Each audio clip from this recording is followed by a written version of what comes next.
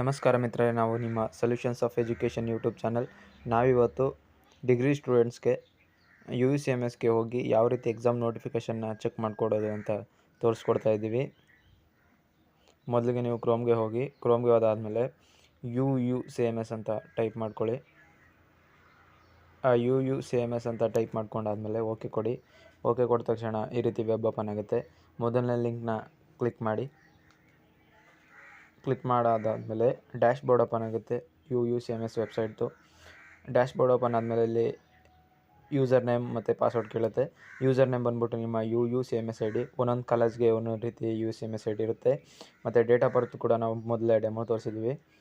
ಅದನ್ನು ಟೈಪ್ ಹಾಕಾದ್ಮೇಲೆ ಇಲ್ಲಿ ಕ್ಯಾಪ್ಚಾನ ಎಂಟರ್ ಮಾಡ್ಕೊಳ್ಳಿ. ಅಲ್ಲೇ ನಂಬರು ಬೇರೆ ಬೇರೆ ಕ್ಯಾಪ್ಚಾವನ್ನು ಕೊಡ್ತಾರಂತೆ, ಅದನ್ನ ಕ್ಲಿಕ್ ಮಾಡ್ಕೊಳ್ಳಿ. ಕ್ಲಿಕ್ ಮಾಡಾದ್ಮೇಲೆ ಓಕೆ ಕೊಡಿ. ಓಕೆ ಕೊಟ್ಟಾದಮೇಲೆ ಈ ರೀತಿ UUCMSದು ವೆಬ್ಸೈಟ್ ಓಪನ್ ಆಗುತ್ತೆ.